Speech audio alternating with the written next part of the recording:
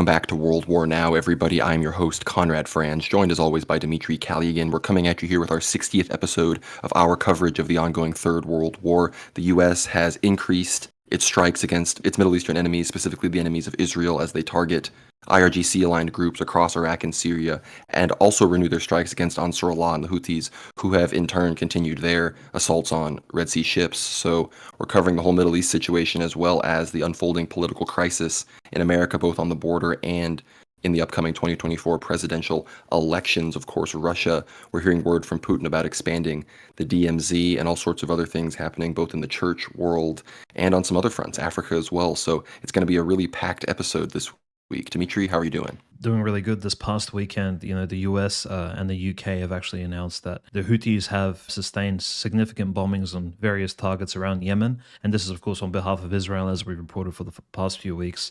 And of course, these strikes have allegedly been in good weather with precision-based B-1B bombers, as well as some missiles shot directly from the ships. Just as we've reported, for the last few weeks, it's been the same sort of trajectory. 36 targets across Yemen, 13 locations have been hit that belong to the Houthis, and the Houthis haven't really stopped and haven't really declared that any of their conditions have been met. The primary condition, of course, for the Houthis to complete their blockade of the southern Red Sea Straits was that the humanitarian aid would be completely unopposed and allowed to enter into Gaza to actually assist the Palestinians suffering under the IDF and Israeli military oppression in Gaza and all those areas. Again, violence, of course, is increasing in the West Bank, which we'll probably cover shortly. And naturally, Syria and Iraq has been looking like the new hot zone. Joe Biden, of course, retaliating for the strikes caused on U.S. bases, illegal bases, of course, in Iraq and Syria by commanding up to 85 strikes.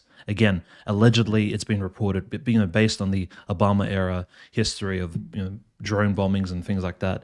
The strikes had to be conducted in good weather, but on key targets, or allegedly that belonged to Iraqi resistance bases around those particular areas.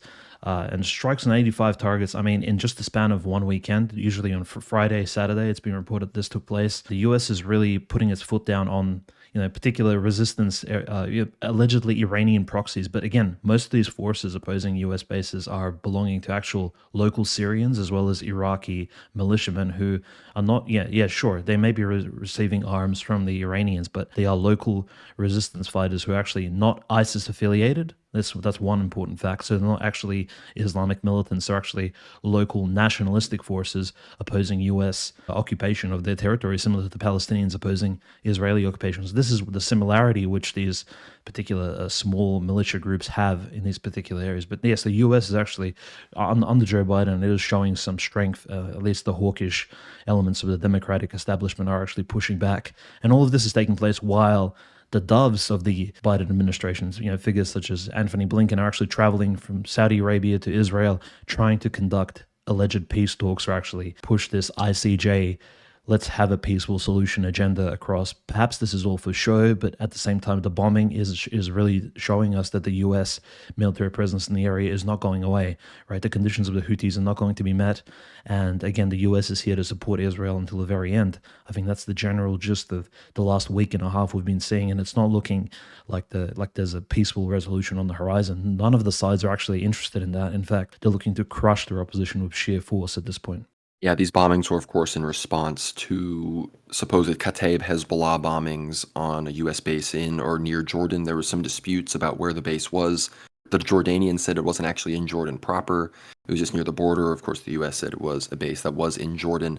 And there was 3 soldiers killed there, one of them being some kind of staff sergeant, so slightly higher-ranking person. But this group, Kataib Hezbollah, before the U.S. strike response even started, they basically said, we're not going to strike any more U.S. troops. And then in response to that, the U.S. released a statement that they were not going to strike within Iran itself. So it was just, again, that was what everybody was afraid of, because if that had happened, the scale of response would have been unable to be anticipated or gauged because it would be somewhat unprecedented. But of course, we're still seeing these strikes across the general region to try to assuage, some more hawkish elements that do want that full-on strike on Iranian territory. That's what John Bolton has been saying. That's what all these retired generals that now work for these think tanks in the military-industrial complex, they're calling for precision strikes within Tehran itself even, and other things like that. So very bellicose rhetoric coming from the Zog state here in the States right now. And of course, the UK, they have similar thinking people as well. But as far as the soldiers that died, it was interesting. They were all black. And apparently, all the people that were injured, there was 40 plus injuries. They were all from the Arizona National Guard. So, in the midst of the most unprecedented border invasion in history, members of the Arizona National Guard are instead at a base in Jordan. It really boggles the mind and really makes you, it can make you pretty angry if you start to think about how much money that is and where the priorities of the people in power are, and why someone like Antony Blinken, like you said, may, or any of these characters would want our soldiers over there instead of, preventing the great replacement from happening here. We're going to get into the border situation a little bit later. But as far as some of these strikes on the Houthis go as well, it seems that the Houthi resolve against U.S. and Israel, against the U.S. and Israeli coalition, and against these ships and really enforcing the blockades. Reports have actually come out. They've said that in the month of December, only one ship was able to make port at the port in Eilat, Israel's southernmost town on the Red Sea. So that shows you how effective the Houthi blockade and the bombardments around the Bab el-Mandeb Strait have really been. So the supply chain apparently in Greece and whatnot is starting to actually feel it with some of this LNG and these other energy shipments that aren't able to make it to the next point in the supply chain because of what the Houthis are doing. But it is actually getting better for the Houthis because, of course, as you know, there's technically three factions across Yemen. Of course, 95% of the population in all the relevant areas in Western Yemen are controlled by Ansar Allah, the Houthis. But there's a UAE faction that controls a lot of southern Yemen and the islands off the coast near the Gulf of Aden. And then there are, of course, the Saudi direct-backed coalition, which just controls most of the eastern desert near Oman. And one of the leaders of the UAE, and the Saudi UAE forces work together, one of the leaders of the UAE-backed group, Colonel Hussein al-Kushabi, he says, "I'm Hussein al-Kushabi. I declare my resignation from my rank and my defection from the Legitimacy Army that did not allow us, as members of the Ministry of Defense, to show solidarity with Palestine. My message to Army members, go back to your homes, for our leaders have begun to protect Zionist ships at sea and support the entity, even if they try to deceive. But their support has become clear and it is still there." So we did see some Saudi strikes against the Houthis a few weeks back, and the U.S. has really been trying to get them to be the ones to take care of that problem. But it seems that that's not really going to work out because the UAE and Saudi Arabia, they're already taking so much heat from their populations at home, but because of their lukewarmness on the Gaza issue and on Palestine. And of course, now we're seeing even their own proxies within Yemen aren't even willing to stick by them. So it really does show you how dramatic the sentiment in the Islamic world is against Israel and world Jewry right now. Yeah, that's right. So sentiment is definitely breaking down. And, as we're seeing these massive pro Palestinian protests across the UK, right, specifically, like this is the main NATO ally besides the US who is actually involved in this particular bombardment of the Middle East. What's the response, right? So we see hundreds and thousands of, legal immigrants protesting against this particular involvement of the UK in the support of Israel, and the and the UK, United Kingdom Defense Minister Grant Shapps actually gives a speech in the British Parliament speaking out in favor of actually stopping the Houthis strongly. He says these attacks of the Houthis have a significant effect on degrading our capabilities. The Houthis' intent is to continue disrupting the Red Sea, and it has not fully diminished. It is very irresponsible and illegal, he says. And the next day, Grant Shapps actually travels to the World Defense Show in Saudi Arabia, naturally, of course, probably to sell British military technology or at least display it to the Saudis and actually, continue those sort of relations building strong. So we do see both Anthony Blinken and the British Defense Minister traveling back and forth from their respective nations to, of course, the source, right, the country which supports most of these actions in Saudi Arabia. Again, these interesting links between ancient Yemenis, Israeli, not even Israeli, but like ancient Jewish tribes and the state of Israel continues to this day. Of course, the Saudi Arabians, as we know, do look at the Houthis as a potential future target. So they're, of course, completely behind the scenes, naturally. The Saudi elites are completely in support of the UK and the US actually pressuring the Houthis as much as possible. So there is that never-ending link that we've spoken about for a few months at this point.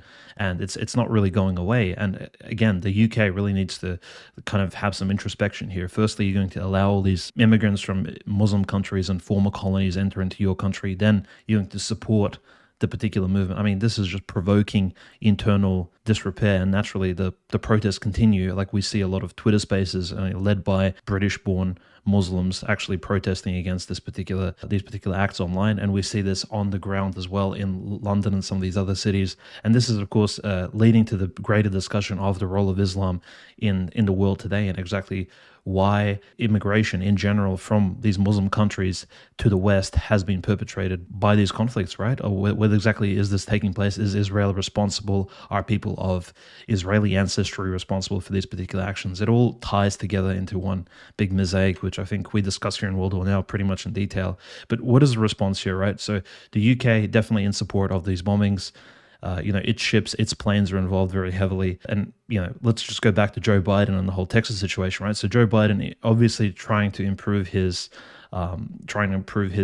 election capacity moving forward. And we see actually him, by executive decree, the Joe Biden administration not even threatening, but executing sanctions on 4 really these are heavy Zionist Israeli, I would say, at least the document doesn't necessarily declare them as occupiers, but it does call them aggressive settlers in the West Bank. So we're talking about the first sanctions on any Israeli citizen since the 7th of October by the US Treasury. And these people are David Chai Chastai, he's 29 years old, Yinon Levi, 31, Yenan Tanjil, and Shalom Zickerman, 32. So these people are all in their 20s, early 30s, very aggressive Zionist settlers, actually online as well as on the ground, pushing for Israeli violence in the West Bank. So interesting that Joe Biden actually, and the US Treasury kind of came together and said, look, we're going to actually place financial sanctions on these first 4 Zionist figures. Notice most of them are young people, right? So most of them are very aggressively online, they're all millennials. So it is interesting that the old money isn't really being touched here, but Joe Biden does need to put on a show that, look,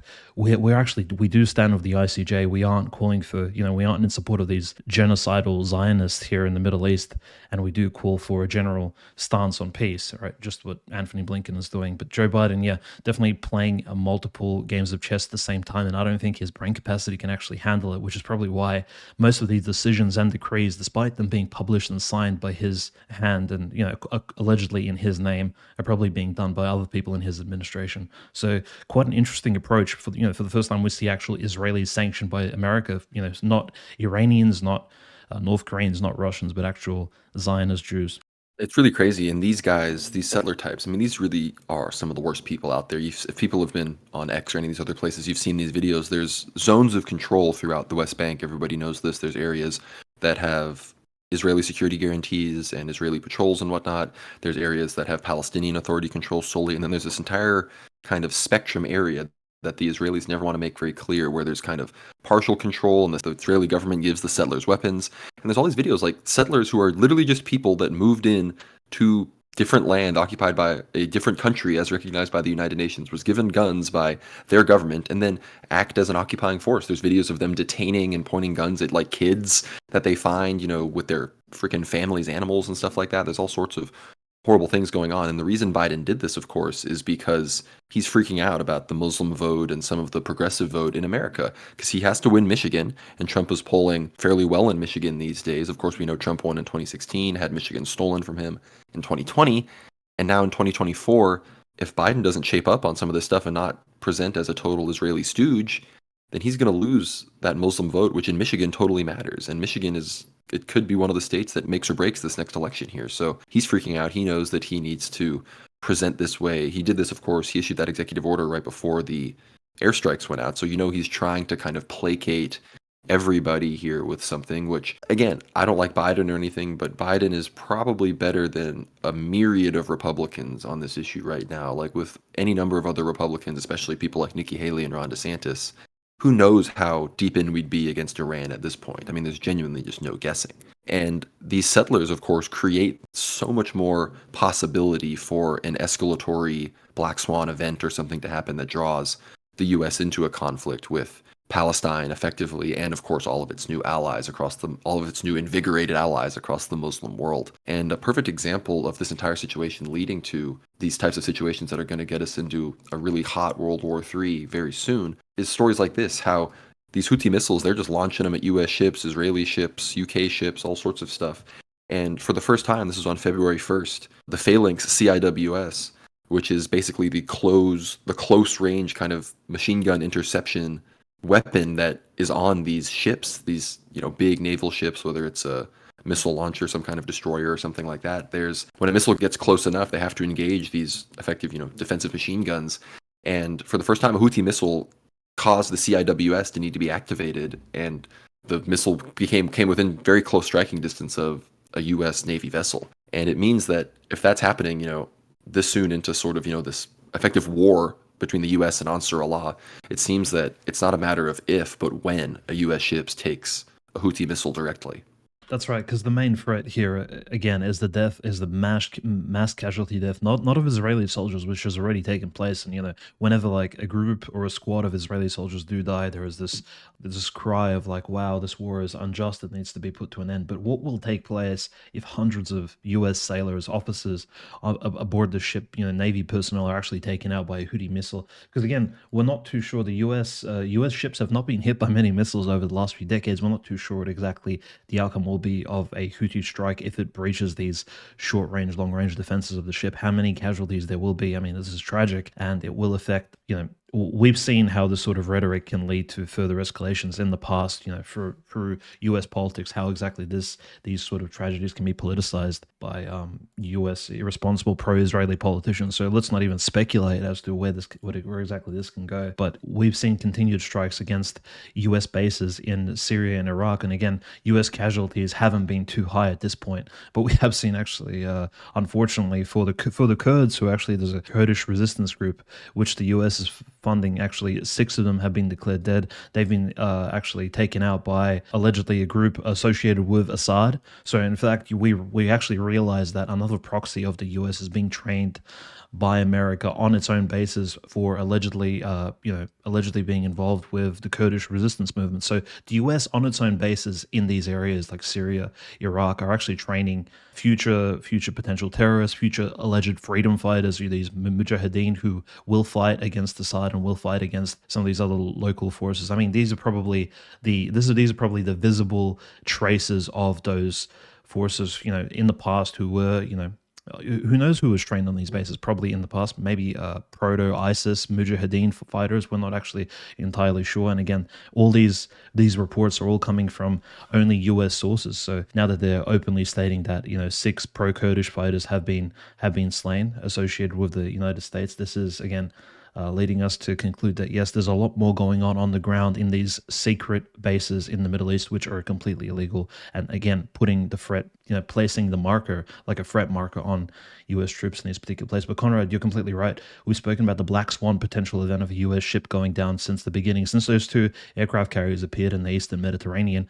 And now that they've actually shifted, like they're literally floating closer and closer to any particular target points for a World War III, these particular hot zones, Ethiopia, Yemen, Egypt, places like that, where exactly these future events could actually transpire and push the conflict into a hot zone. We've, since the beginning of the Trump presidency, we've seen this potential escalation with Iran go forward. But fortunately for us, the Persian Gulf is not actually, a main target of the U.S. The U.S. presence there is not too heavy. But again, looking into the future, hopefully the U.S. will stay away from that Iranian adjacent territory, because anything related to Iran at the moment will have direct consequences on the world geopolitical outline, even more so than some of these, proxy groups and small Islamist movements and even local nationalist movements like the Houthis. We just have to take that into consideration. So yes, the Houthis being actually hit very heavily right now, almost on a weekly basis. Every weekend we hear about these heavy bombings throughout the week, and the US is proudly reporting on it along with the UK. We still need to consider that yes, these are just practice runs for maybe a potential future conflict being pushed with Iran. So these B-1B bombers, they're all essentially warming up for a potential strike, Lord forbid, further into 2024 if an escalation with Iran will take place. Because again, nobody wants troops on the ground, but a potential long-range bombing operation, yes. I think most politicians within Washington, D.C., unfortunately, could even sign their names onto something like that. I think that's especially for the safety of Israel, like this is what's on the line for these people. And this is what even, you mentioned Nikki Haley, Ron DeSantis, that we've been shown that not only Democrats, but also so-called conservative Republicans are completely okay with supporting Israel to the very end, which means long-range bombardment and placing U.S. troops at risk. And of course, this isn't even the end of the escalations, we see Yoav Gallant, the Minister of War of Israel, saying that just because we may declare a ceasefire in the south in Gaza does not mean we will be declaring one in the north against Hezbollah. So the implications are getting very clear that the Zionists are really trying to take this fight to Hezbollah as soon as possible. Although at the same time, Netanyahu has said that Israel is not ready to accept an agreement to free the hostages in Gaza at any cost. So they really don't want to make any deals. And Netanyahu knows again, I've said this a million times, but he knows he's political toast when this thing wraps up, so he has to keep expanding it. But as they continue to expand in Gaza as well, we've seen them leafleting Rafah, the area near the Rafah crossing where most of, at this point, the Palestinians are sheltering. Like over 1 million people are in the far south of Gaza at this point. And the Israelis have said that they're going to enter the Philadelphia corridor and move in to remove. Netanyahu claims that they have settled, which I guess means taken care of, 17 out of 24 Hamas battalions, and most of the Romanian battalions are located in the southern Gaza Strip in Rafah, and we're going to take care of them as well. So, and now they're leafleting Rafah, and they want to go into the Philadelphia corridor, which is 14 miles of land that is technically controlled by Egypt that goes into the Gaza Strip. So it's the only real border between Palestine and Egypt that exists. And in theory, that would have been where aid could come through and all sorts of things. But we remember at the beginning of the war when Israel quickly started bombing, the Rafah crossing. And Egypt has made it very clear that this is a red line for them. If Israel enters, that there's going to be serious consequences. And remember, it's not as big of a thing as Iran because Egypt is literally paid off to the tune of hundreds of billions of dollars a year to not attack Israel. But the Egyptian army is still massive. It's one of the most powerful armies in Africa, one of the most powerful armies in the Muslim world. So if Israel is to truly get on the bad end of Egypt and somehow put all of that all of those diplomatic and monetary resources the U.S. used to get Egypt on their side in the trash, things could get very interesting. And at the same time, the Hamas battalions that are in northern Gaza, in Gaza City, it appears that some of them are like, Netanyahu claims that they've totally taken out 17 of them, but some of these battalions are regrouping and reforming in the remnants of each different battalion that lost a bunch of men, and they are still fighting in Gaza City. Like there's reports that even 80% of the Hamas tunnel networks are still undestroyed. So this idea that Israel is actually completely cleaning up the Gaza Strip as they like, not exactly true, although it has been reported that, was it 50 or 60% of the buildings on the entire Gaza Strip have effectively been leveled by Israeli bombings, which shows you the real reason for this. It is very much a genocide in the sense, or an ethnic cleansing rather, not a genocide, that they're trying to push these people out. But the goal with the bombings isn't exactly to kill as many people as possible, which that's a side effect. It's literally to just destroy all the buildings, level it out so they can come in and just start from scratch and just build it up anew. And because remember, there used to be settlers in Gaza, about 8,000 Israeli settlers in Gaza before a myriad of intifadas and risings up and diplomatic treaties and stepping in from the U.S. and whatnot. Now there's no settlers in Gaza, but now there are settlers in the West Bank. And that's part of why Hamas is so popular in Gaza and around Palestine, because Hamas is in power in Gaza, PLO is in power in West Bank. Which of those two places has settlers? The West Bank. So if you're going to look at it from that obvious perspective, I probably support Hamas too, because they actually fixed the problem politically.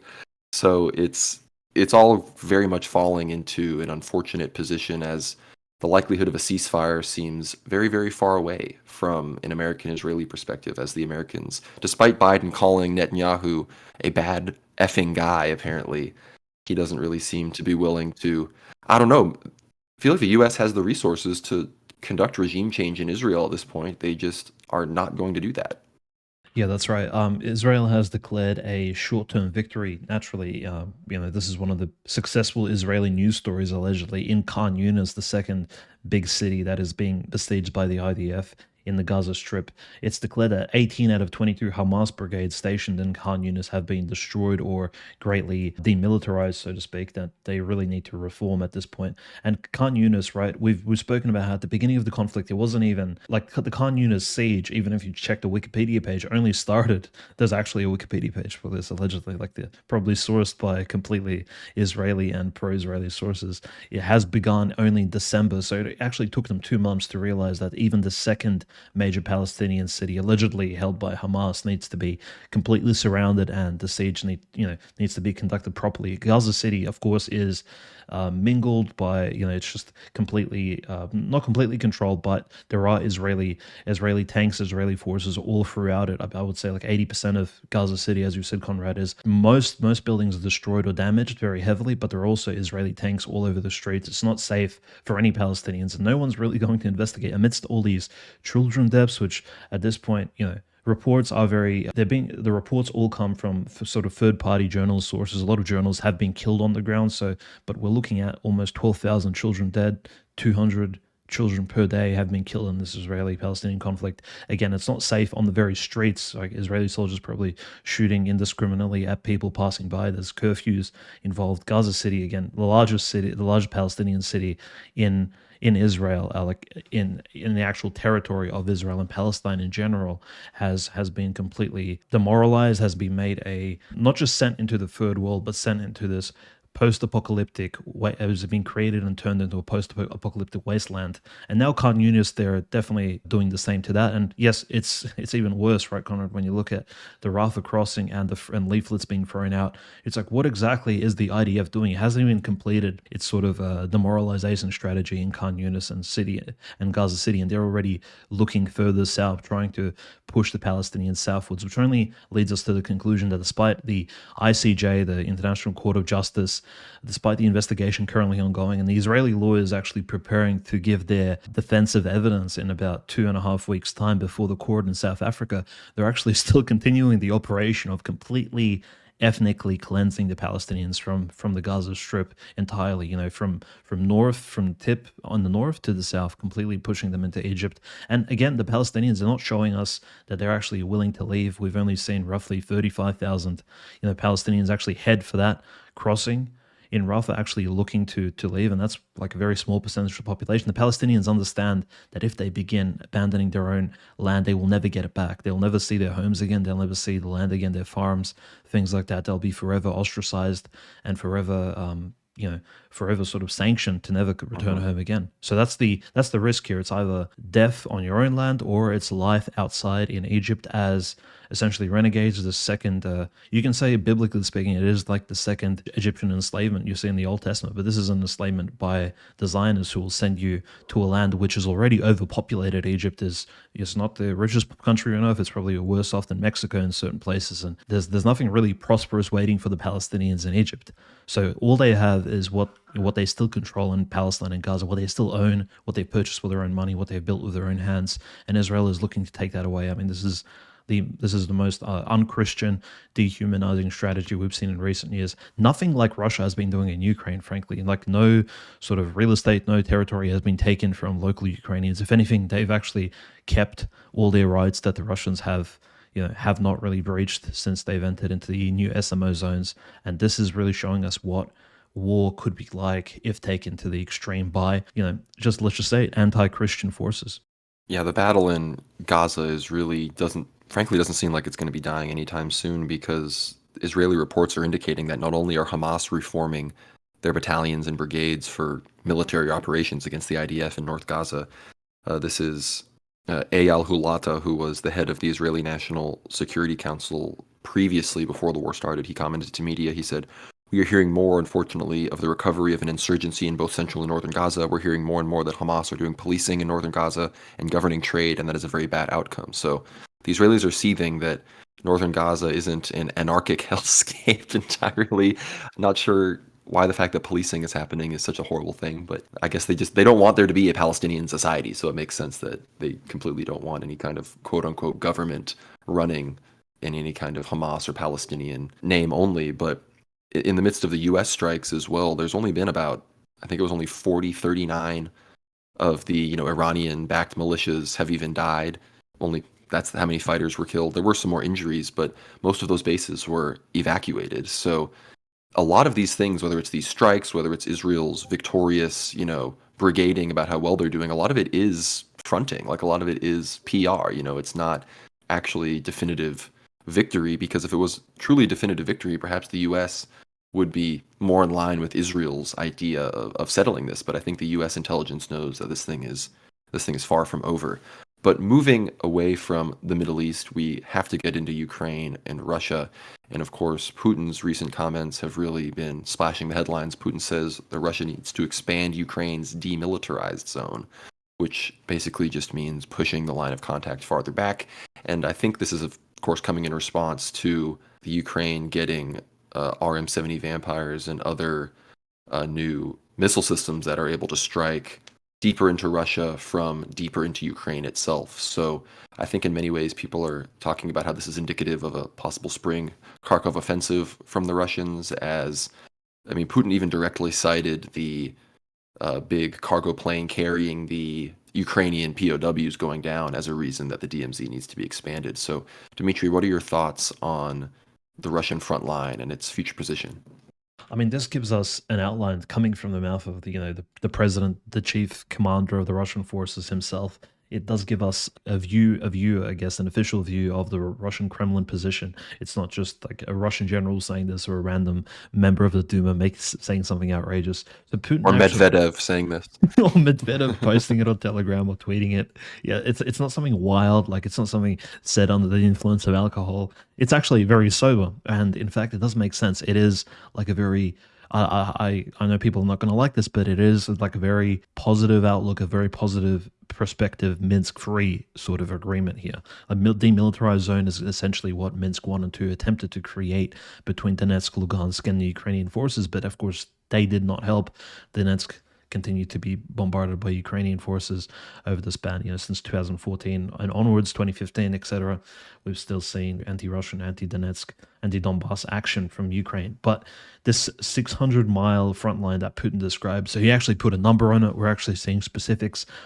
I'm wondering, right, would this front line be beyond the current borders of Zaporozhye and Kherson and Donetsk, or are we talking about Russian constitutional land in these particular oblasts actually being included in the demilitarized zone, so temporarily occupied by Ukraine? So if Putin, again, is alluding to this demilitarized zone being, say, the Dnipropetrovsk Oblast, Sumsk Oblast, like Kharkivsk Oblast, for example, which are technically not part of Russia as per the constitution, or would he actually include already allegedly Russian territory included in these particular territories? So the Russian push may be a lot deeper than we can imagine, right? We're looking at a retaking of Kherson. We're looking at an unprecedented taking of Zaporozhye. And yes, you're right, spring offensive. It's, at least definitely a summer offensive of 2024. This is on the cards at the moment, and Russia only needs, I would say, 2-3 months to actually prepare, maybe even announce a preliminary mobilization if we do see any call for mobilization in March of March 19th, 20th, when Putin is undoubtedly re-elected, right? And Putin made this statement prior to re-election. So can you imagine what statements we're going to see in March? And then, of course, on Easter and just after Easter on 9th of May during the military parade in Russia, we definitely may see another call for mobilization, which would lead into this creation of the demilitarized zone. Because, Conrad, the Ukraine isn't going to sit down on the table. It's like Zelensky isn't going to win there's probably not going to be any elections in Ukraine in April of this year, but Zelensky is not going to come to the table with Zaluzhny and Syrskyi and actually discuss creating a demilitarized zone with Russia, not when it's acquiring these, vampire missiles. The name is very, given the Hasidic elements in this particular conflict, the name is very apt, but these, Storm Shadow, these long-range missiles, these massive amounts of HIMARS, which there's probably over 40 HIMARS in the Ukraine right now. It has all this technology. The Ukraine is, and Abrams tanks, right? Let's just mention the big tech actually coming onto the ground, potentially F-16 fighters, fighter pilots being trained. The Ukraine is not motivated at the moment in creating a demilitarized zone on its own allegedly constitutional territory. That would be a concession to Russia. That would be a concession to the hawks, both in NATO and in the US, right? We have to consider that. And Zelensky, he didn't just hold on to power this entire time by seceding to Russia's wishes. If anything, he's painted himself as this massive strongman, this new Winston Churchill character who never sought peace with Hitler. And the new Hitler is allegedly Putin, for good or for worse. But here, Putin, again, putting his wishes, outlining them. This is the most aggressive statement we've seen from the president since at least May Victory Day 2023.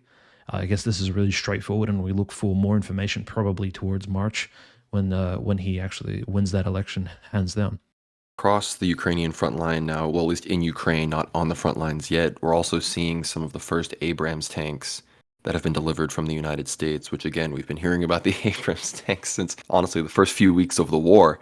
But they finally arrived, and what that really means is that in the next few weeks, we're going to see our first video of a destroyed Abrams tank on the battlefield in Ukraine. And even in the videos, people are commenting about how huge the tank is, how huge of a heat signature it has, how it may be easier to hit with some of these drones. I don't know if they've installed the cope cages on top of them like they have on some of the other tanks, but we're definitely going to see our first destroyed Abrams, which you know that the State Department is not going to be happy about the optics of that, despite the fact that, look, you send a bunch of tanks over there, some of them are going to lose in the battle. That's just how it goes. Even if you win, which they're not going to win, that's the other thing, of course. But even if they did win, some of them are still going to get destroyed, and they're going to be on video and get taken by the Russians, and the Russians will be able to look at them. So that's going to happen very soon. We're going to post that video all over our socials when it comes out. So be sure to follow us there. But I mean, like we talked about with the expansion of the DMZ, the civilian shellings continued. Donetsk continues to be hit. Belgorod continues to face. I mean, I don't think those people, when this war started, they thought that they'd have this much, air raid alarms every week and stuff going off. But instead, here we are. So it's a tough situation. But despite the fact that, those people on the front lines, it's really been a tough few years for them. Of course, since 2014 it's been a tough time. It seems to be a tougher time for the Ukrainians right now, as there's all sorts of chaos. The alternative media, mainstream media, no one really knows what's happening behind the scenes with Zaluzhny, with his potential replacement. Is Zelensky on the way out, actually? And the hype about Zaluzhny on the way out is just an attempt to keep the dream alive for Zelensky. There's rumors of Zaluzhny's replacement either being Budanov or Syrskyi. Dmitry, I'm wondering your thoughts on the Zaluzhny situation and the general state of Ukrainian leadership and personnel. Yeah, quite interesting. So a very upfront correspondent, a journalist, actually questions Zelensky, and they said, "Look, due to recent military failures, what are your perspectives? Is there going to be a replacement of General, Commander in Chief of the Ukrainian military, four-star General Zaluzhny?" And Valery Zaluzhny has been, in the media a lot. If anything, he's this media-like figure. Besides Zelensky himself, he is like the Grey Cardinal behind the scenes, allegedly. Despite the fact that Zaluzhny, I would just say my perspective is that Zaluzhny is, in many cases, this blown up, not just physically in his big fat form physically, but in a media sense, he is this persona that has been blown out of proportion. In fact, he doesn't have much of a history of any sort of military action. He's more of a staff general responsible for Ukrainian mobilization since 2014. There's no real evidence that he's ever taken part in any upfront military action as a general or as an officer in Ukraine, even since the Donetsk-Lugansk rebellions in 2014. He's always kind of stayed in the background, and he actually came to prominence when he was made commander-in-chief by Zelensky personally in 2021, which makes us believe that probably he has the same ties that Zelensky has to Kolomoisky and those Hasidic clans who he does meet up with. He's famous. He's as I said, he's a media persona, Zaluzhny. He doesn't really have any achievements behind him, unlike this other character you mentioned, Konrad Syrskyi. General Syrskyi is another major and actual, you can say he would have some acclaim behind him. He was responsible for the Ukrainian defense of Bakhmut, which was held off against Wagner, Prigozhin's Wagner and the Russian military for many, many months on end. So he was the General Paulus in the Field Marshal Paulus in this particular conflict. And Syrskyi was actually involved very heavily since 2014 in the Donbass war against Strelkov and Zaharchenko and some of these other figures. So he actually has some acclaim and achievements behind him. Meanwhile, Zaluzhny, who the media keeps talking about, like Zaluzhny, the potential Grey Cardinal, he will turn against Zelensky. I don't know about that. Zaluzhny was placed into his position by Zelensky personally. He has been photographed with Rabbi Osman and some of these other top Hasidic figures, as well as some Azov battalion figures. But so he's kind of mixed into this particular Hasidic cauldron very, very swiftly and strongly. Now, Zaluzhny's history, he does look like he's more, again, not just associated with the Hasids in this particular elite formation, but he's also very much associated with the UK, maybe even MI6, if we can kind of placate what are the involvements of foreign, covert intelligence agencies in the Ukraine. Zelensky very closely associated with the CIA. The former chiefs of CIA, even the current chiefs of CIA, always visits Zelensky personally, speaks to him. Zaluzhny has been, traveling to the UK, traveling to Brussels, Belgium, the EU branch of NATO. He's been heavily involved with them since 2014. Again, always in the background, always formulating, planning something. And now, again, the media all of a sudden, right, Conrad, this is why we're even speaking about Zaluzhny, is that the media story after the Zelensky interview has come around and they've said, look, hasn't even named Zaluzhny. He just said, we're looking at changes in the near future, not just of one individual, alluding to Zaluzhny, but we're looking at changes of a whole slew of staff members in order to keep the war effort fresh. But we're not looking to demoralize anyone. We're not, we need us to remain positive, says Zelensky. So why are CNN, Politico, Al Jazeera, NBC News, etc., Washington Post, ABC News, they're all reporting that allegedly Zelensky is looking to have an internal revolution. I'm not too sure what is behind all these stories, but it's very interesting. If anything, I would say Zelensky may be orchestrating something moving into the Ukraine election. We're maybe looking at an inside mini Maidan coup, perhaps. Maybe Zaluzhny will be replaced, or perhaps even Zaluzhny will come in and replace Zelensky in April, when Zelensky declares that the Ukrainian elections actually can't go ahead due to the conflict and the fact that a third of the country simply won't be allowed to vote because they can't bring any electoral proper ballots into Russian held territories. So we do need to take that into consideration. But Zaluzhny is a very interesting character, in my personal opinion, and people don't have to share this, but I think Zaluzhny is definitely this mass media promoted psyop, essentially to keep figures like General Syrskyi, who has more ties with, like, say, neo-Nazi elements within the Ukrainian military. He has actually been responsible for integrating Azov Battalion, Haidar, right sector into the Ukrainian military very heavily. And Zaluzhny is this Hasidic replacement for an actual hawk, like a man's man, like a hawk's hawk figure of Syrskyi. And Syrskyi is, if Syrskyi came to power, we'd definitely be looking at like a palace in front of, in charge of the Ukrainian Third Hasidic Reich, if anything. So keeping him to the side, we're looking at all the news speaking about this fake Zaluzhny character. But looking forward into the future, I think it's probably the big controversy around that April election, which most likely I would say won't be taking place in Ukraine. So will there be an internal revolution? I'm not sure, but we'll be looking out for the news, because I think, if anything, it's a media psyop which is taking place at the moment, distracting us from the heavy Ukrainian losses which will come later in this year.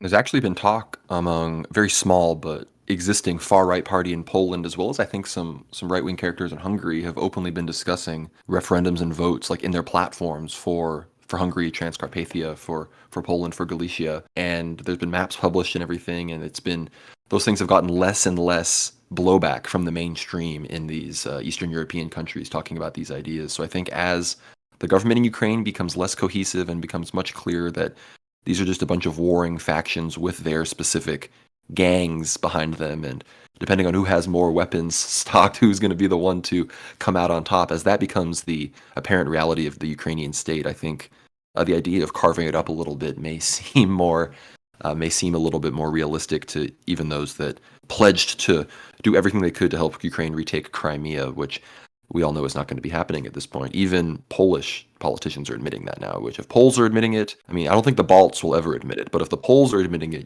we've really reached the end of that rope.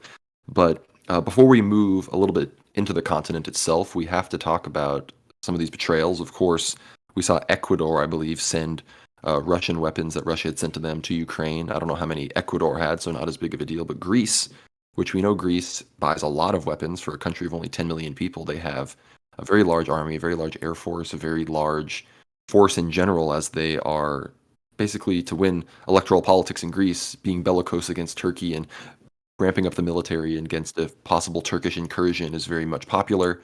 Both sides do it in Turkey and Greece. It's good for both of their military industrial complexes, I'm sure, but especially the American one in this situation. But Greece, again, even though they were in NATO, had always been the closest NATO ally, objectively speaking, to Russia.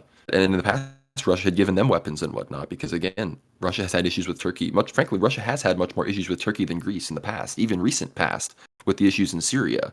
So despite the NATO situation, Turkey was also in NATO, so Russia didn't see it as an issue to perhaps arm Greece a little bit against the Turkish situation, but now Greece is sending those weapons to Ukraine.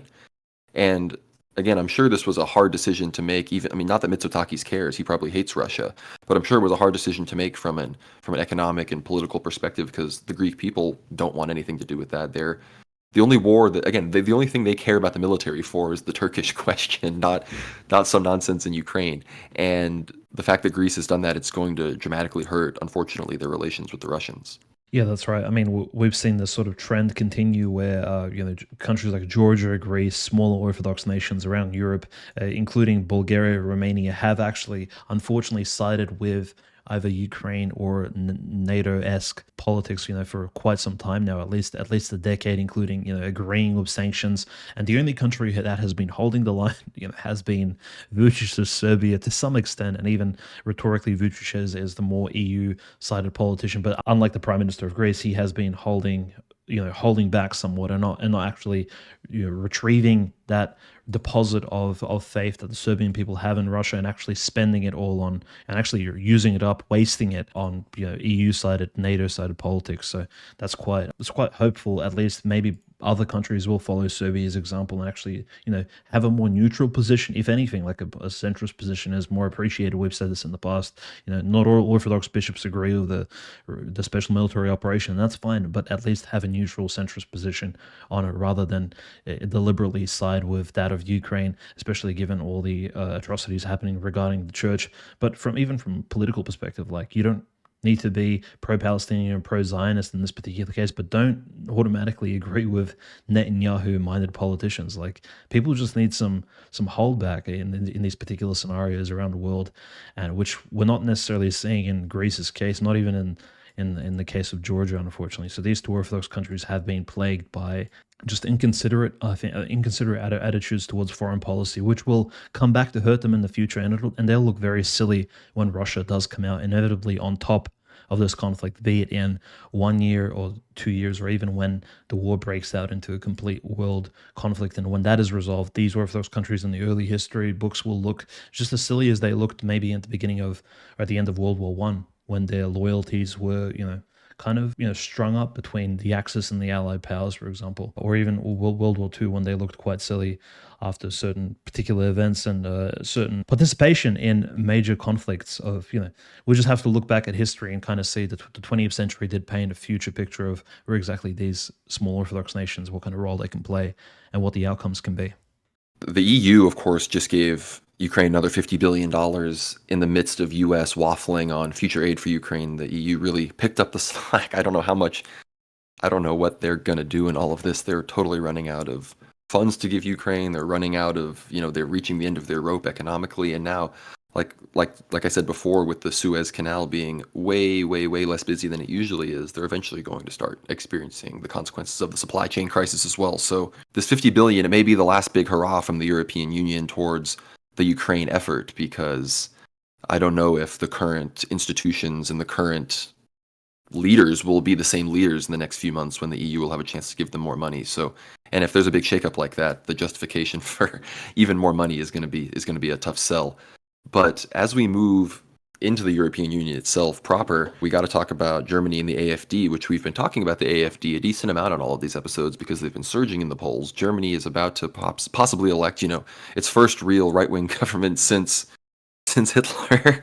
And the fact of the matter is that it looks like they're probably going to get banned by the powers that be, by the German Supreme Court, by the ruling parties are going to be, instituting investigations into them. They've already been under perpetual investigation. Like, the federal police have full domain to do whatever they want and surveil the AfD. They've had that for, I think, years now.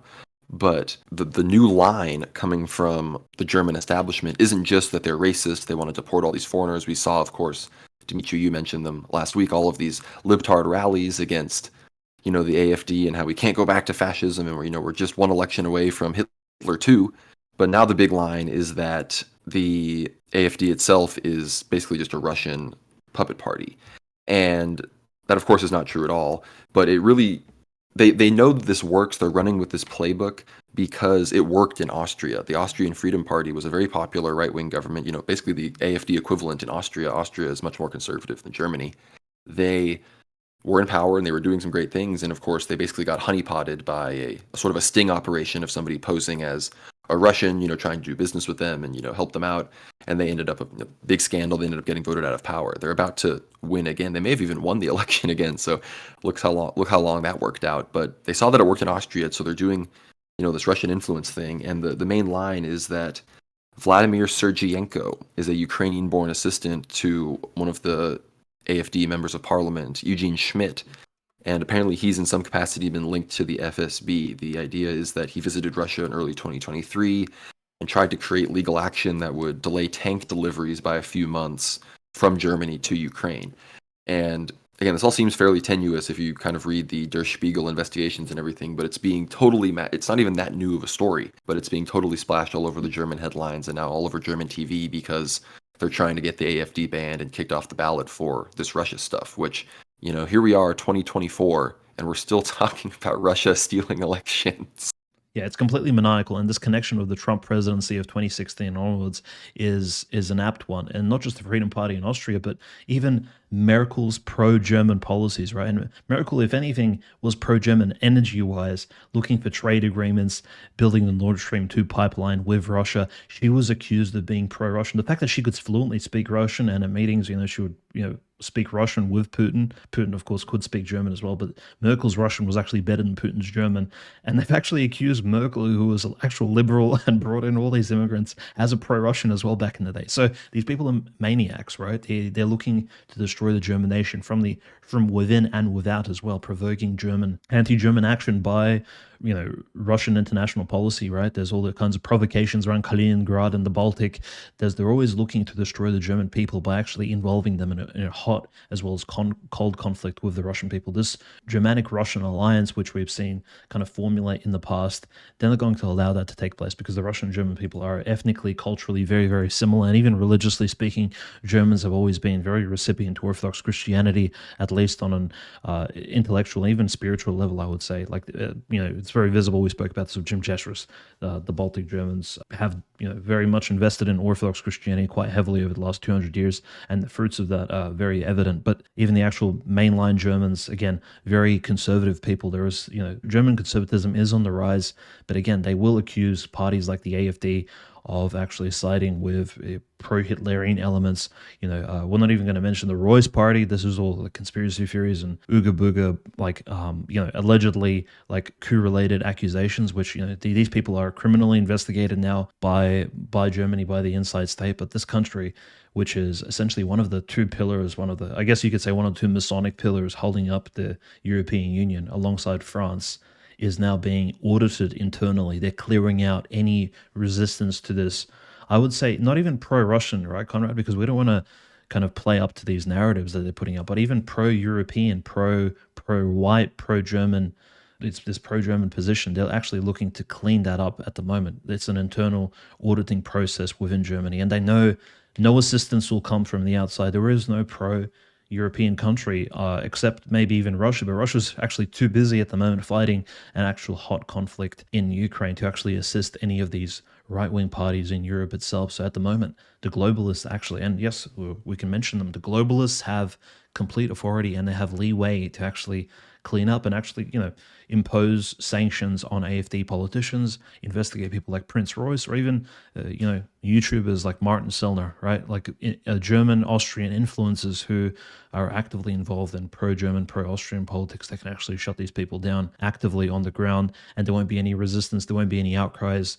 If they could shut down Julian Assange, they can shut down these right-wing people. There's a lot less sympathy for them from especially people from the third and the second world who really don't like pro-white politicians in the first place, pro-German politicians. So unfortunately, there will be I would say a line of political detainees. We would say political martyrs from Germany at the moment.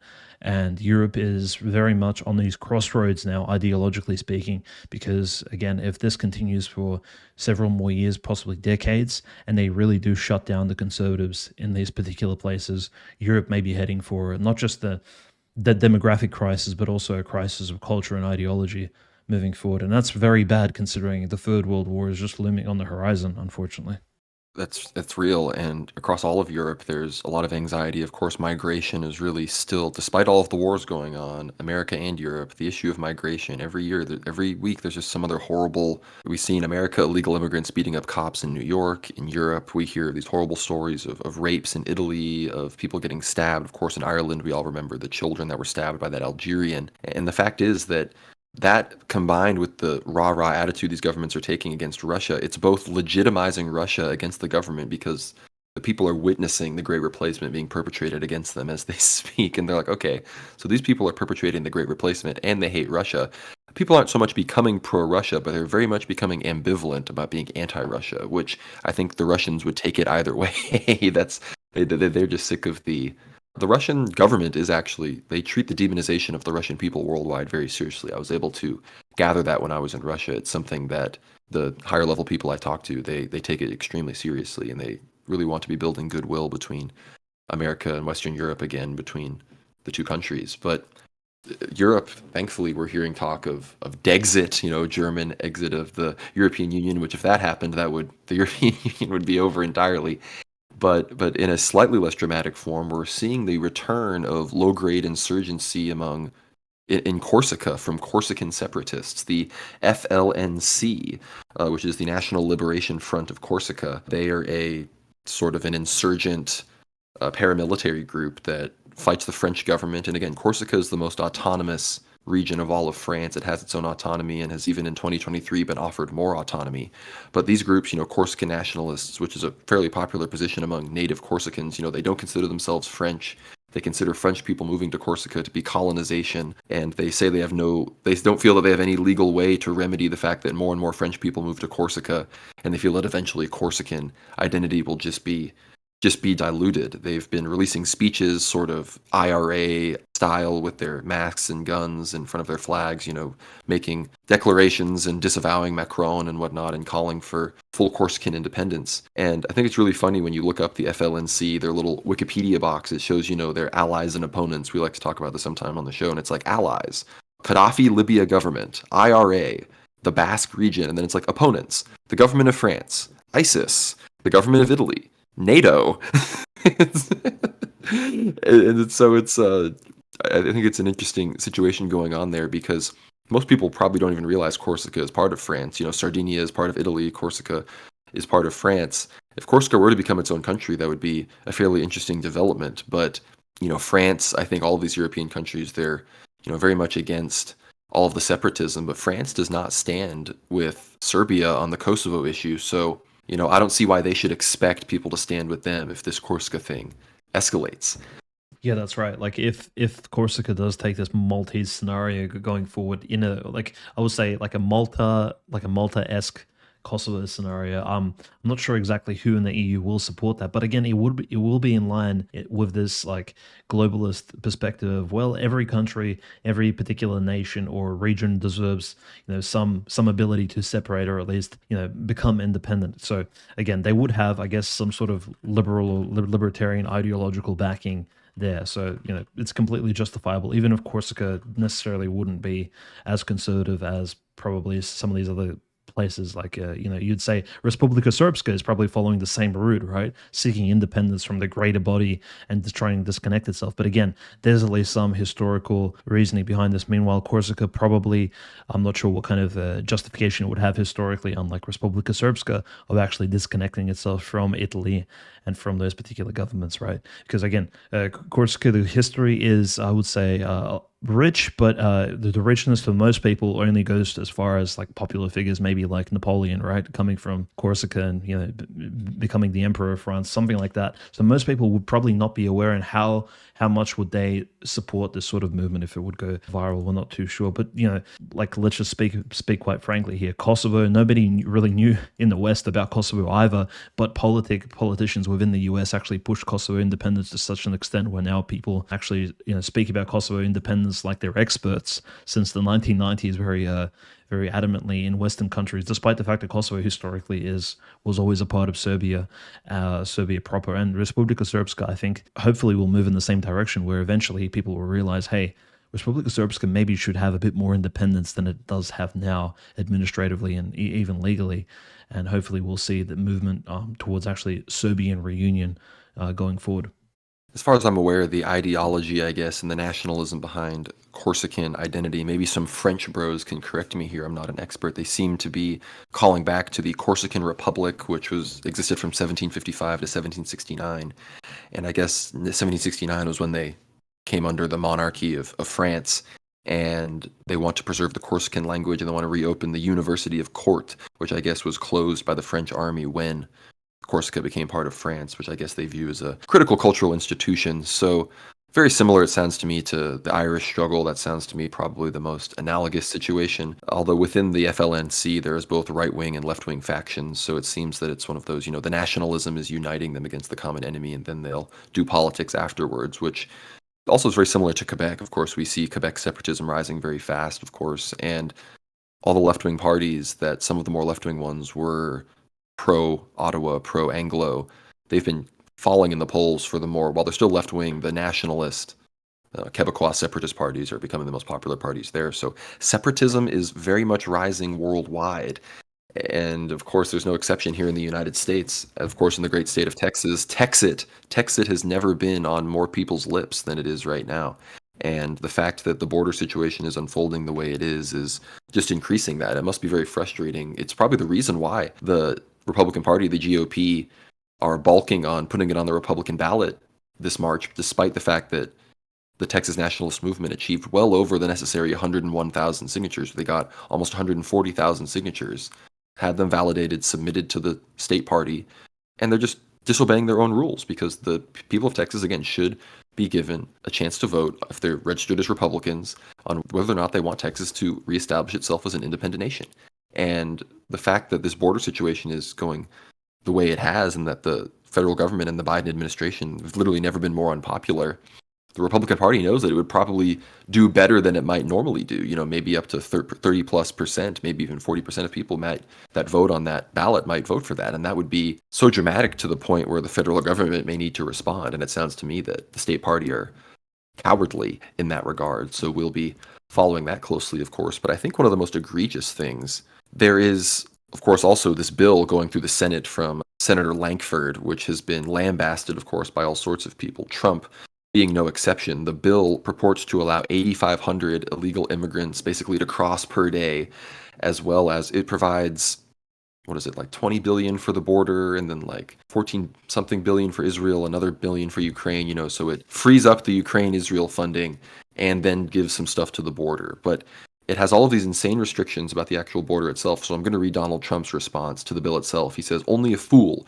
or a radical left Democrat would vote for this horrendous border bill, which only gives shutdown authority after 5,000 encounters a day, when we already have the right to close the border now, which must be done. The bill is a great gift to the Democrats and a death wish for the Republican Party. It makes the horrible job takes the horrible job the Democrats have done on immigration and the border, absolves them, and puts it all squarely on the shoulders of Republicans. Don't be stupid. We need a separate border and immigration bill. It should not be tied to foreign aid in any way, shape, or form. The Democrats broke immigration and the border. They should fix it. Make America great again." And I mean, I agree.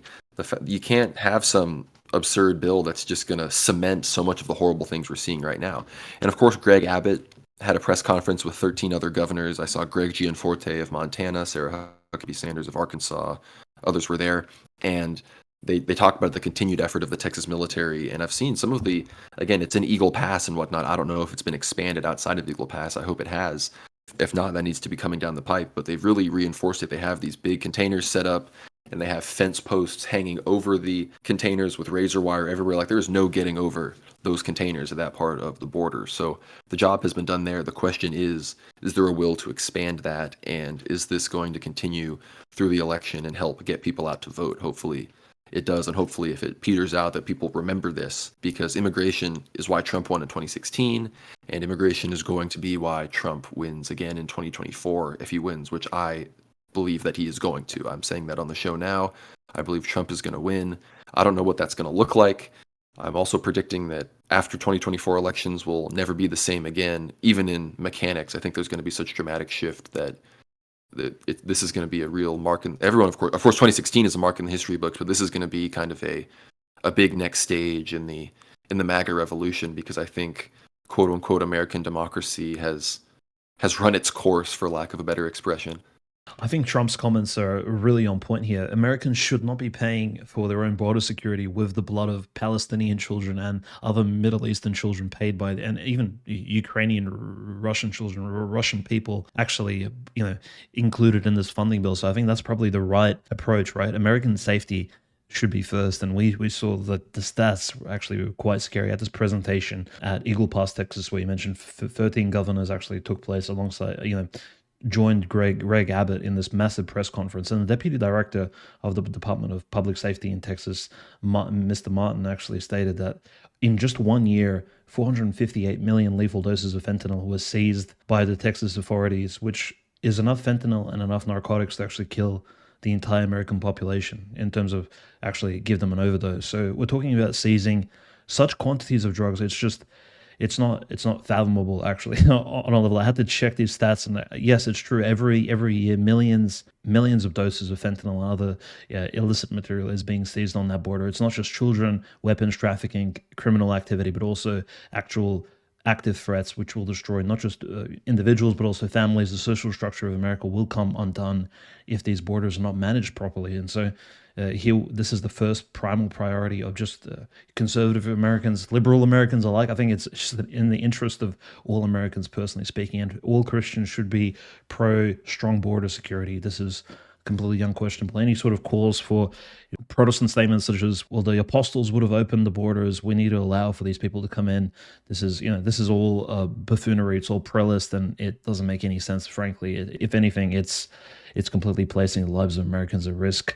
And a lot of people, Conrad, were describing Trump's comments are very strong for the border, but Trump himself did not arrive at the border. And a lot of the people were stating who were actually in attendance at the conference were like, it's like a Trump rally, but without Trump. So the spirit of Trump, right? The spirit of political Trumpism, not the spirit of republicanism. It's like it's almost like Trump is like the new figurehead. The Republican Party has sold itself out, generally speaking, in this Ukraine-Russian conflict over the last few years, frustrated a lot of Americans domestically. And now the Israeli Netanyahu question. I mean, people, I'm sure the average American probably doesn't even know why exactly so many children are dying. They can't avoid the news, right? You can't hide all the losses of the local people in Palestine being killed by the Netanyahu government. There's no real excuses. They can't side of that sort of thing. So they rather actually take on Trump as like this figurehead leader, as this sort of new Caesar character who they can actually follow and who actually has a conscience, right? A businessman with a proper conscience in this particular question. And it's being elucidated in this Texas security conflict moving forward. And Joe Biden, no matter what he does, no matter what kind of bills he proposes, and whatever the Democrats move forward, it won't be as good of a solution as Trump's. And it's not just build a wall at this point; it's literally close the border. Like it's escalated, and appropriately so, because the mismanagement has been very evident over the Biden administration. So I think this is like a great thing. And we saw, people from South Dakota, North Carolina, Washington State, Pennsylvania, like truckers, farmers, just like what we saw in France and Germany, right? These people from the rural areas, people who actually work on the land itself, have come out in support, have driven their massive vehicles, brought their families over, for picnics, with just support in the press conference, supporting Greg Abbott and the people of Texas. It's just a great pre-electoral, I would say, sort of premonition, this gathering of like-minded people who will actually, and this is scary, right? Because this is the biggest, I would say, right-wing conservative gathering since January 6th, I would say, is around this border issue in Texas. So in fact, I think the globalists and the people behind the scenes, the people running the show, the people who, people like Anthony Blinken, right, of that sort of heritage, they are shaking in their boots because they're seeing Americans actually wake up, or at least a sizable percentage of Americans rising up to the issue. Well, speaking of people of that heritage, probably the most egregious display of, I don't even know what to call it, chutzpah, I guess, these days, was when Senator Josh Hawley from Missouri, he is on the Senate Immigration Committee, subcommittee, and they were, pressing and questioning Department of Homeland Security Chief Alexander Mayorkas, of course, Jewish, and, Hawley was excoriating him pretty hard, said he should be ashamed of himself. He's a disgusting human being, how he's handling the border, he should immediately resign, all these sorts of things. And then Mayorkas, after acting very offended and saying he's insulted, he then just quickly responds that, truly the chutzpah, he said, well, I'm very offended that you would say that because I am the son of Holocaust survivors and I am Jewish and my heritage, he's basically just invoking the narrative. He doesn't even have to explain it. He believes the narrative is so saturated in the Western American imagination that just saying that he descends from Holocaust survivors and that he's Jewish and that his people were victimized in the past, that therefore he can't be held accountable for something like the Great Replacement or the horrible things happening on the border because he is related to Jewish people. So I guess to him that makes perfect sense, but it's quite ridiculous to say the least. It's anti-Semitic to not want thousands and thousands of Central and South Americans to pour into your country and replace your race. So it's a pretty tough situation with the Biden administration. Of course, Mayorkas Jewish, Janet Yellen Jewish, head of the Treasury. Some of the most important, you know, when it comes to people say like the anti-Semitic conspiracies behind Jews and the Great Replacement and the anti-Semitic conspiracies behind Jews and banking. It's like, well, the two people with the most power over those sorts of things in America are Jewish. So I don't think that's a conspiracy theory, but it's a really tough situation. And unfortunately, as much as we love what we're seeing down on the border and these truckers and everybody rolling up, it's really great to see. The most important thing, like you said, Dimitri, is its premonition before this election, because unfortunately, these governors can only do so much and will only do so much. None of them have the political will of Trump, and Trump is not in office right now. So we need to do what we can on immigration, at least, to get Trump in office as far as that is concerned, because here in Texas, it is not a tenable situation. I can tell you that. Yeah, and speaking of tenable situations on borders, right? Let's return to the Middle East, or at least to Africa, right? So the cradle of Mm. mankind, as it's called by our evolutionary scientist friends who don't like speaking about genetics, but still mention biology, right? In a broad sense. But yes, Ethiopia, right? We mentioned it very briefly in regards to the Red Sea and actually being one of the countries that potentially could be involved in the future Black Swan event with the US, UK navies involved. But here on the some Somalian border, Ethiopia, there's been some deaths, some killings, some murders, which is never a good thing. We know demons are involved in these particular events in terms of like working the passions of people. But 6 slain Ethiopians were actually found on the Somalian border, including women, men killed by gunshots. Again, who exactly is responsible? Is it like Somalian security guards or some local pirates? The reason why this is important is because, again, this is on the border of Somalia and Ethiopia, not Somaliland, with which Ethiopia has organized the treaty. And we have seen counter signaling from, Western news sources stating that, well, this agreement with Somaliland is completely, like, let's forget Black Hawk Down and Mogadishu and all of these issues, right? So Somalia isn't really even a functional country like in today's world, and no one really can even claim that. But nevertheless, when Ethiopia wants to build a bilateral proper relationship with Somaliland, essentially an independent, we're speaking about separatism, right? And borders. Somaliland is probably the most functional part of Somalia, and Ethiopia wants to build a relationship with it, being the largest Christian country, doesn't really need to build a relationship with any radical Muslims or pirates for that matter. So, and now Ethiopia is being pressured on its own border. At the same time, it's experiencing massive food crisis. And there are claims that there's just crazy articles you go and read and you say, these Western sources like, well, Ethiopia really doesn't need to build a relationship with Somaliland because since it became landlocked, its GDP rose by 2 or 3 times, like 200, 300%. And I'm just like, what? It rose from a state of complete poverty to perhaps more acceptable poverty by worldly standards. Even today, a lot of Ethiopians are actually suffering from famine, malnourishment, things like that. And yes, they do want access to that Red Sea. They want access to world trade, imports, outports, without having to, those ports in Djibouti, which is essentially a globalist controlled tax havens, right? Essentially, the Ethiopians are paying a very heavy price for exporting and importing a lot of their goods through that particular territory. They want a more equitable outcome, and building that relationship with Somaliland is important. But now, yes, on the border of Somalia, murders are taking place. And what will this mean now that Somalia has already declared openly that Ethiopia is breaching international law by recognizing Somaliland by working bilateral treaties with this particular state? Somaliland can be described as this Respublika Srpska type entity on that Horn of Africa. But again, very, very rough looking for Ethiopia. Ethiopia is looking for a breakout and looking for a breakthrough, I would say culturally as well as domestically speaking. It's looking for a solution, especially now that the world is it's becoming really tough on trade. I think it's trying to resolve any domestic issues it has before the breakout of World War III and before the disruption of world trade, Conrad, because once once the hot war breaks out, people don't realize it's not just the nuclear bombs that'll be raining down on various countries and strategic places and tanks and planes. The world trade will be disrupted. There'll be mass famine, just like we read about in the Book of Revelations, right? So, and Ethiopia will be one of those. If it doesn't sort itself out very soon in terms of actually working out its trade, working out, food for its own nation and people, they will be one of those places which suffers as soon as those humanitarian aid packages will stop coming in if a great war breaks out. I think the Ethiopian politicians who actually care about their people understand this, hence these drastic bilateral actions with Somalia and moving even their forces up to Eritrea. I think this is all factored into the massive equation. It's all part of this puzzle.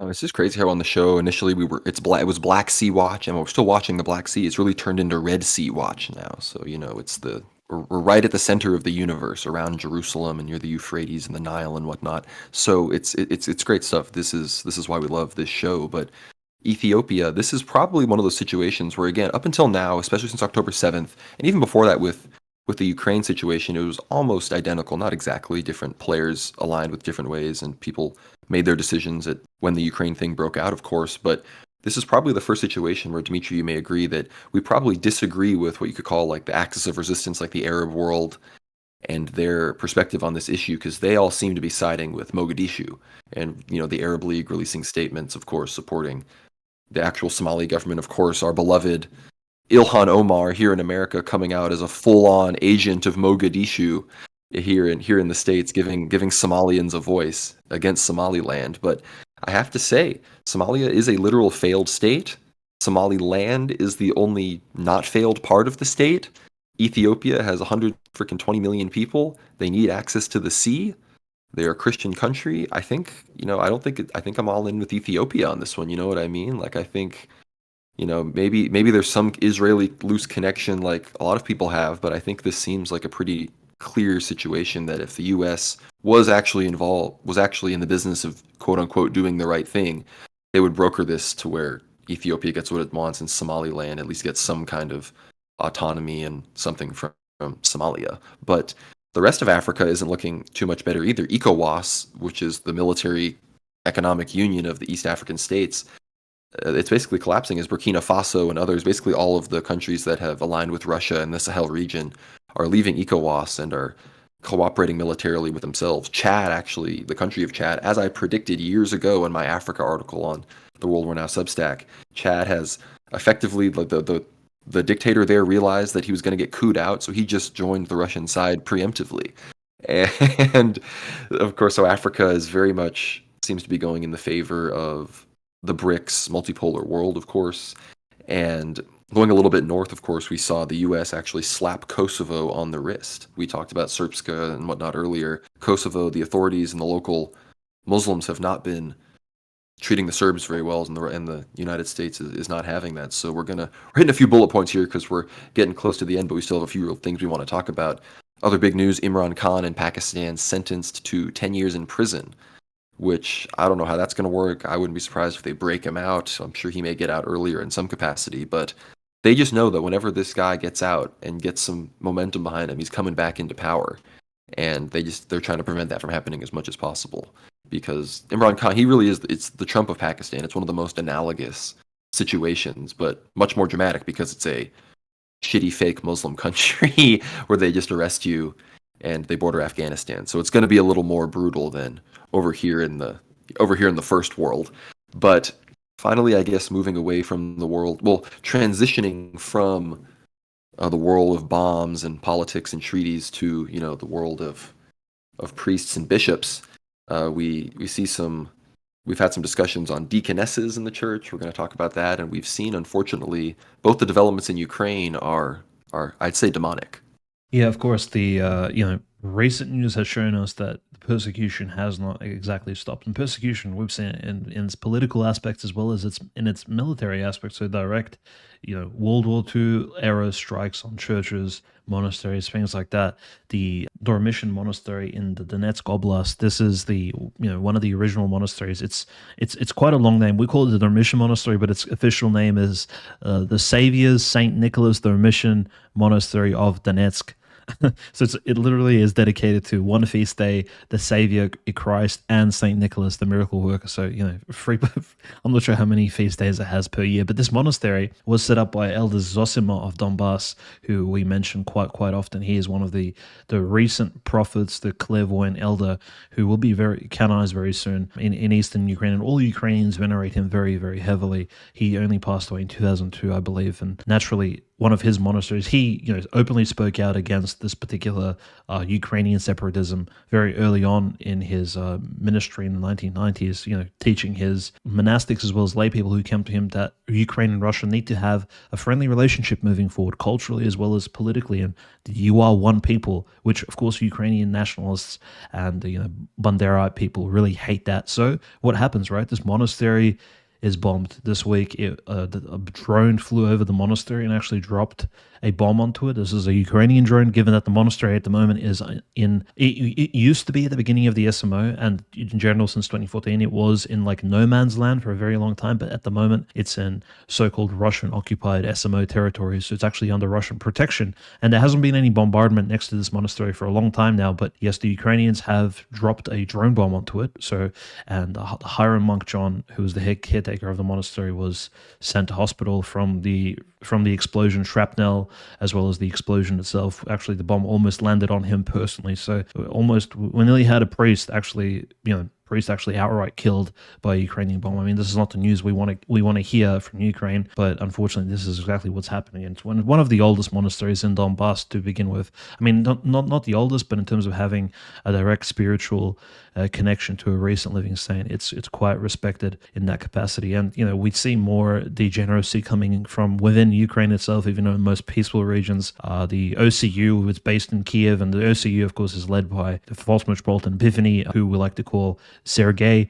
And so Sergei has announced, this is his layman name, and since he's never been promoted to bishop legally, his name might as well be Sergei to this day. So false Metropolitan Epiphany removes Alexander Nevsky, this famous, most beloved Russian prince saint, and even globally in Orthodoxy, he is regarded as one of the most prominent Russian miracle working saints. They removed him from the Orthodox calendar because, he's too much of a pro-Russian saint. This is reported by OrthoChristian.com, and even Epiphany mentioned that, there are some churches in Ukraine, even under the schismatics, which are dedicated to Saint Alexander Nevsky, but we're going to need to consider, keeping him in those particular churches so they can have their own feast days and things like that and local celebrations. But we'll be removing him generally from the calendar because he's too much of a pro-Russian saint. Mind you, Saint Alexander Nevsky was the literal Prince of Kiev during his life in the 1200s, despite not ever living in Kiev. Unfortunately, when Alexander Nevsky was a teenager, Kiev was destroyed by Batu Khan and the Mongols very early on. And so when Alexander Nevsky grew up, he inherited that title of Prince of Kiev and the chief prince of all Russians, but he never lived in Kiev because Kiev was turned to ruin by the Mongol invaders.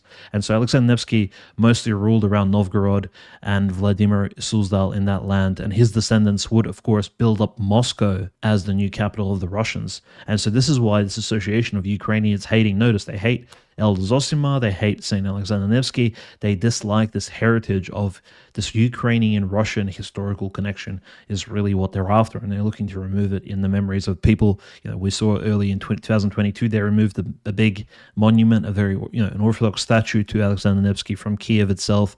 These monuments, these memories are being erased. This is, similar to what the Israelis are doing to the Palestinians. It's a genocide, not on a physical level. Sometimes it is on a physical level, but on a cultural, on a psychological level, psychological genocide, brainwashing of the Ukrainian people.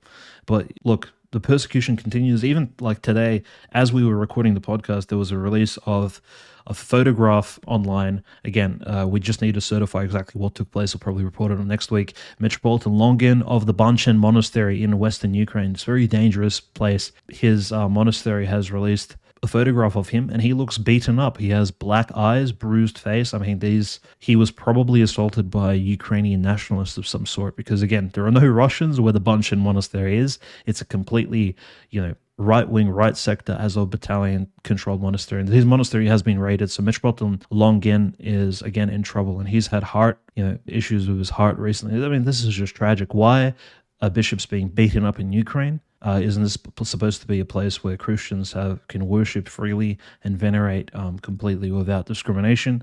Despite the fact that there's so many denominations existing in Ukraine, to this day we're seeing persecution quite actively by the Zelensky government. It's hypocritical, and it's frankly just disgusting. We know who's behind this, right? So let's not hold any delusions. But Metropolitan Longin, let's pray for him at the moment. Conrad, you mentioned the deaconess debate, which we spoke about with Jim Jatros on our podcast, guys. Go check that out. It was actually quite in depth. We covered what our particular thoughts were, because this is in the US. There's no persecution happening, but there are these internal boilings of novelties being brought to the forefront. Certain transformations behind the scenes. Certain people want to push certain new ideas, kind of masking them as old. And so we see this new feminist outrage in the church, allegedly in the English-speaking Church of America. Yeah, it was unfortunate. We don't need to spend too much time on it, but the Ancient Faith Radio Ministry, which is under the Antiochian Archdiocese of America, it was sort of a documentary, which mostly an audio documentary, not much, there really wasn't much video going on. There had 6 parts, and each part had just a slide that the audio was speaking over, and it was about the historical reality of deaconesses and the question of their re-implementation. And look, I'm not going to say it was the worst thing I'd ever seen. Metropolitan Saba spoke very well and clearly expressed that there's really no need for deaconesses, and that female deacons will never be a thing.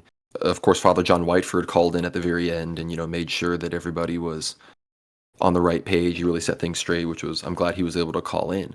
But the whole problem with all of it was the fact that you gave these people a platform. You let all of these there's like at least 3 of the female academics that were basically just insane people. You have that Carrie Frederick Frost lady and this Helen Theodoropoulos, this Greek lady who basically just openly says that the church's perspective on gender roles entirely was, regressive and wrong, during the Byzantine Empire. She says this, in the documentary. And then there's also Dr. Jeannie Constantinou, who is against, the revival of the office of deaconess, but she still sounds just as much like a feminist as the other ones, even in her. She's like, yeah, it was this historical reality. She basically concedes the whole historical argument to, the more feminist side, and then gives, but then says she's not in favor of it for whatever reason. And again, she has her PhD. I'm not as educated on the historical issues and whatnot, but just of all the issues in the church, I really don't think this is the one that needs to be discussed. And when the callers came around, it was brutal.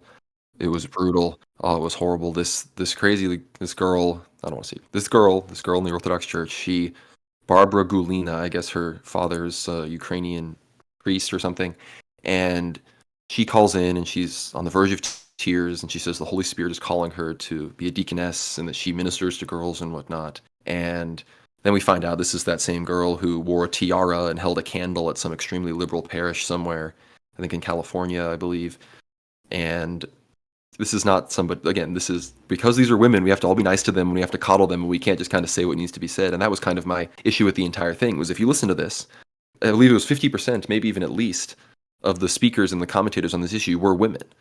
And, again, I think that there's many saintly women, nuns and mothers in the church that do have things to say on stuff like this. But are we really a church where the fullness of tradition and, the people we listen to on these important issues are female PhDs? I don't remember that in the patristic commentaries. I don't remember that really in any kind of, truthful Orthodox books. And I'm not saying women can't write good Orthodox books and say good things, but the fact that it seemed to me that they were afraid, they felt that they would offend women by not having at least half of the people discussing this issue be women, which that's you've already conceded the presupposition to the feminists. It's like women have to directly participate in something to have it be valid, I guess, if it's about women, which, sorry, that's not true. Jesus Christ was a man, is the authority on men and women. So, that's how that is, and that's how that's going to be. And thankfully, I am very much not afraid of this becoming a real issue in the Orthodox Church.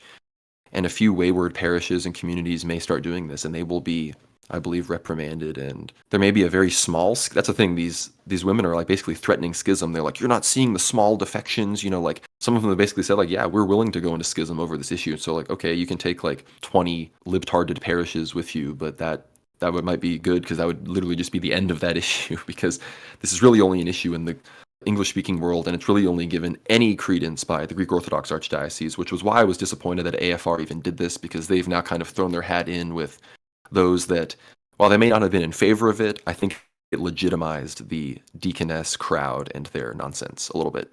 Yeah, and I would almost guarantee that most of those people who actually came out in support of deaconesses, males, females alike, those of the Fordham type, would probably be in favor of a lot of the, would probably either be in favor of the persecutions happening in Ukraine, from a political perspective, actually not either not mentioning them, siding with Zelensky, being against so-called Russian aggression, or even be, silent on the fact that organizations such as ISIS were created by State Department psyops and essentially persecuted Orthodox Christians throughout Assad-controlled Syria and even Syria proper. These sort of questions of actual persecution taking place around the world, Israelis bombing Christian churches, these things they would be silent on. Meanwhile, provoking schism, as you said, provoking even small schisms or threatening schism in the US, bringing some sort of conflict onto domestic soil over an issue which certainly doesn't exist in the church, right? I don't see any priest wives or the wives of deacons actually coming out and speaking. It's mostly either single women or single women who, single women who aren't married but aren't necessarily academics and aren't nuns either, or it's mostly like unmarried PhD academic women, which again, quite questionable. Perhaps the monastery would be a better, like a better outlook. You can still be a nun and be an academic. So I think some of these people really should look at like an investment of their time possibly into some sort of better avenue. For those speaking, claiming to speak with inspiration from the Holy Spirit, I can't really comment on that. If I said anything like this on this podcast or anywhere else, I would firstly condemn myself as speaking out of prelist first and foremost. So that's what I will say to that. I can't really, Yeah, we're not comment. gonna. You did not hear that from us here on the show. We That's will. right. If you hear us saying that, we've been replaced with AI voice duplicates, and the show is compromised. So stop Correct. listening. Absolutely. And look, there's plenty of examples of saints, saintly women in history, and even alive today who, I mean, not saints, but active Orthodox women. Like we mentioned, Maria Lvova Belova, the Commission of Children's Rights. She's a matushka. Her husband is a Russian Orthodox priest, and she works. She's a matushka. She works in the Russian government, looks after children's rights in Russia. She's the commissioner. She's the one the ICC is after very promptly, trying to put her behind bars. Actually, the most wanted matushka Well, on and the I planet. was and I was able to meet Mother Cornelia, who's the editor of Wow. orthochristian.com, who we all know and love. I was able to meet her at the Sretinsky Monastery, and I talked to her, and she's so intelligent. She was great, and I can assure you that she has a much better and more orthodox, holistic worldview, and would thus have the more correct opinion on the deaconess issue than any of these PhD women wanting to, crying about quote unquote the church of our daughters. If there was this genuine outpouring of female piety that was leading to the resurgence of this office, we would see a parallel increase in desire for female monasticism, but we're not seeing that. And I'm not saying that the female monasteries in America are not growing, but none of these people have really any connection to that. That's right. And I think, look, the deaconess thing, like, it's unfortunate the discussion even took place, given that there's so many other pressing subjects around not just America, but around the world today, which perhaps, attention should be given to, right? Even ecumenism is probably a better subject which people should be speaking about. And hopefully, this conference, which you'll be going to later this year during Great Lent, Conrad, it will like shed some light on Mm. some former attempts to actually cause ecumenism within the church, siding with the Roman Catholics. I think we'll discuss this particular gathering in a later episode, but to kind of end on a happy note, I think let's just talk about the crazy perspective of nothing really has taken place yet, but this prospective interview taking place in Russia. Tucker Carlson Mhm. arriving in Moscow, and this is crazy because we've seen him interview big figures around the world on his new Twitter X show. Tucker Carlson being probably the most popular journalist on the planet at the moment, and the reason why we like him and why like, yes, sure, we're suspicious about everybody, and everybody could be controlled, but Tucker Carlson he might be the only big time journalist in America, like mainstream journalist who actually spoke out in support of the Orthodox Church actually during the persecution. He's Mhm. shed light on it.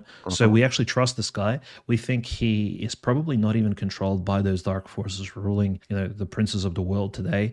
And he actually may, the prospective interview with President Putin himself may take place, and there will be English translations, probably subtitles, as well as an active English translator present. So huge things are happening, and this is a really positive development because again, we'll get a different perspective. Hopefully, a lot of Americans will be woken up because they do like Tucker Carlson. They want to see what he has to say, and he's actually shedding light on a lot of these geopolitical issues around the world, and even church-related issues. He brought orthodoxy to the forefront in America to some small extent. I think it's worthwhile. So we'll be looking out for that next week, I think. Yeah, it was reported. I saw it from Ozzy Cossack that Tucker was leaving the presidential offices and he'd been there for over an hour. So maybe the interview took place, maybe there was sort of a pre-interview discussion, but it does seem that it's all real. So we're looking forward to that. One more piece of good news I forgot to mention, Nayib Bukele, he won the El Salvador presidential election by like 90%. So inshallah, he will make El Salvador, a jewel in Central America, and all the El Salvadorans here in America can head on home. So, that's what we're hoping for here. But yeah, the Tucker interview, really looking forward to that. That's going to be exciting. And I am actually headed back to Russia in the nearest future myself. So we'll keep you all posted on that. And yeah, that conference in March, if anyone else is going to the 8th Ecumenical Council Conference in Alabama, be sure to hit me up because I will be there as well. So thank you so much for listening. We'll do the plugs here because we can never forget to do that. worldwarnow.substack.com, worldwarnow.co, that's the real one. So if you want to share it around, do that. I want to get a sharing competition going. There's actually a leaderboard on Substack about who is referring and sharing the podcast the most. So maybe if we see a bit of an increase in that and people do that, we'll start shouting people out for sharing and referring the show. So check out the Substack and do that. It really helps us out. Of course, get behind the paywall to hear all our episodes of Ether Hour. I just released a Q&A thread. So get behind the paywall and you can ask us a question in that thread for an upcoming episode where we are going to answer the questions. Probably not the next episode of Ether Hour that's released, but the episode after that, we'll be answering your questions. So be sure to get behind the paywall, support us, and ask us any question you want. World War Now _ on Twitter, World War Now Telly on Telegram. You can follow me on Twitter at GnomeRad. You can follow Dimitri on Twitter at Ocanonist. Be sure to subscribe to us here on YouTube if you're listening there. Hit the subscribe button below. Like the video. That really helps us a lot as well. And leave a comment. Of course, subscribe to us on Rumble as well. The backup is slowly but surely uploading itself. So subscribe to Rumble. That'll be a home base if YouTube nukes us or something like that. So be sure to follow us there. And with all that being said, Dimitri, send us off.